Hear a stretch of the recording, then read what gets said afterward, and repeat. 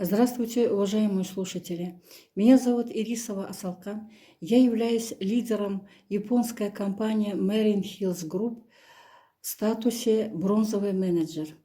Я хочу поделиться результатом, полученным моей мамой в результате принятия витамарина А и Б японской компании Marine Hills Group.